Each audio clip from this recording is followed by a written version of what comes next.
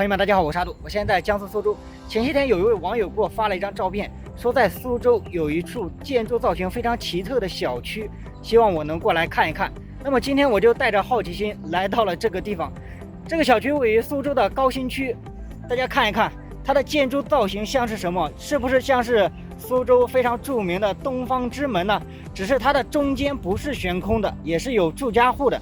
那么接下来我们就一起看一看这个小区它的建筑到底和平常我们所见到的小区有什么不一样的。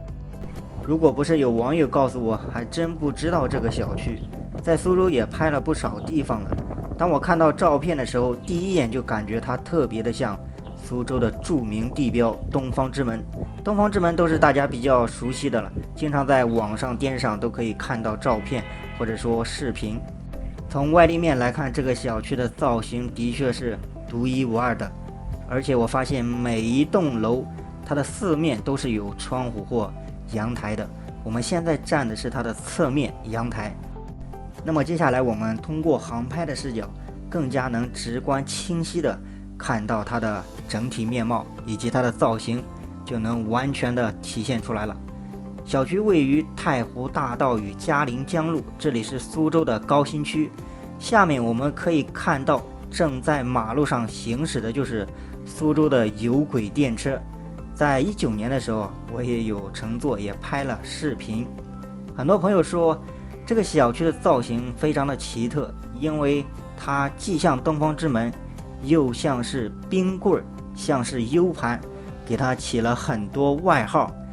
我也在网上看了下，它的均价呢是在22000左右，与旁边的小区价格差不多。但是一条马路之隔，镜头的后面呢就是洋房以及别墅，那边的价格有卖到了5万块钱左右。现在苏州的房价可不便宜啊，最贵的就是园区那一块了，达到了10多万。那当然是比较好一点位置的，还有房型各方面都比较豪华一些。放眼全国来看，这样造型的小区估计也仅此一处吧。因为我们见到的住宅小区基本上都是千篇一律的造型，钢筋混凝土，很少有非常突出的特色。在苏州之前还有昆山的金字塔大楼，当然那边是一个公寓，它的建筑造型就比较超前，家家都有大阳台。我们看这个小区家家也是有阳台的，当然它是正常的住宅小区，绿化率达到了45%，它的旁边有一条运河。小区里面的绿化可以从空中看得出来，还是不错的，容积率呢也还可以，楼间距也比较适中。我在网上查到这个小区是在2012年建造的，也有一些年头了，因为我们刚刚从外立面来看有一些灰尘，应该是长时间没有进行外立面的一个清洁工作了。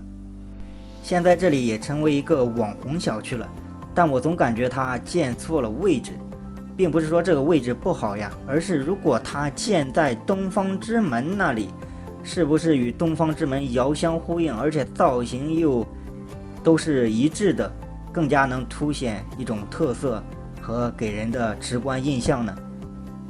大家说是不是呢？如果真建设在那边的话，相信这个小区会更加的火，而且它的房价也不是现在的22000左右呀。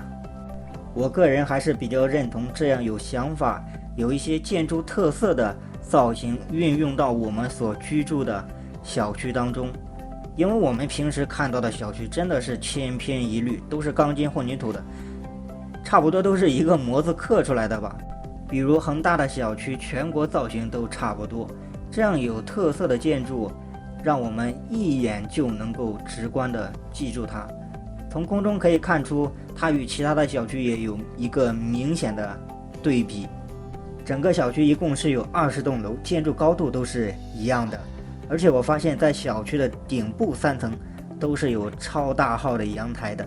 不知道在顶部的楼层它卖的是便宜一些还是更贵一点的。一般情况下，小区的顶楼和1楼都是卖的比较便宜一点。这边的环境还真不错，绿化做得很到位，因为它离太湖就不到10公里了，很近了，还有大妈坐在这里钓鱼呢，也有大叔不停地在清理河道。从古至今，房子都是我们生活中的必需品，房子也是遮风挡雨的地方，有房子才有家。只是随着我们的生活水平不断的提高，对于住房的要求也越来越好了。像这里的洋房还有别墅就卖的比较贵了。苏州的高新区是以高科技产业为主和生态旅游度假区，刚刚一路过来，道路修得很宽阔，标准也很高，绿树成荫。这里有有轨电车，但目前还没有通地铁，相信以后它也有地铁规划的。